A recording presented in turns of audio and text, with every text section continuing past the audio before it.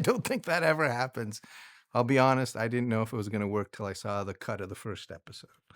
Because we were trying something kind of new for all of us. So it was it was exciting that way because it was a bit of a learning curve, and so we had to, rethink how we did things. And I think that always is exciting, especially as you get further on in your career, you want to be re-stimulated, and this show really did that for us. I think it did it for Noah and John. Because it was something we hadn't done before. It was always about, is this going to work? Is this going to work? Is this going to work? And then when we saw the first cut, I thought, yeah, this is going to work. Oh, Noah, for sure. He's been doing it for so long. I'd let Noah intubate me if I had to be. But they all picked it up really fast. I mean, they were all very facile. We picked a lot of people with theater experience. We shoot in continuity. There's no marks. There's no lights, lighting like traditional.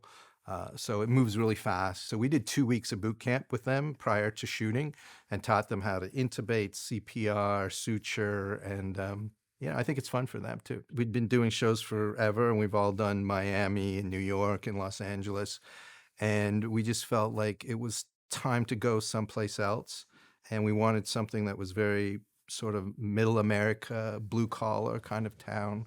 And John had gone to school in Pittsburgh, and I think Noah has some connections to Pittsburgh, and it came up in the room, and it's like, sure, well, let's do Pittsburgh. I'd never been to Pittsburgh before in my life, but it was fun. And it's a great city too. So as I discovered, trying to capture what it's like to be in the ER. What separates the ER from other forms of medicine is the time aspect. People come there and they're usually in a dire straits, and time is of the essence. And so in order to capture that feeling, it became obvious that we had to put people into the show and keep them there. And the only way to do that is to tell it in real time so that they don't get a chance to leave, just like our characters don't, poor Robbie doesn't get a chance to pee.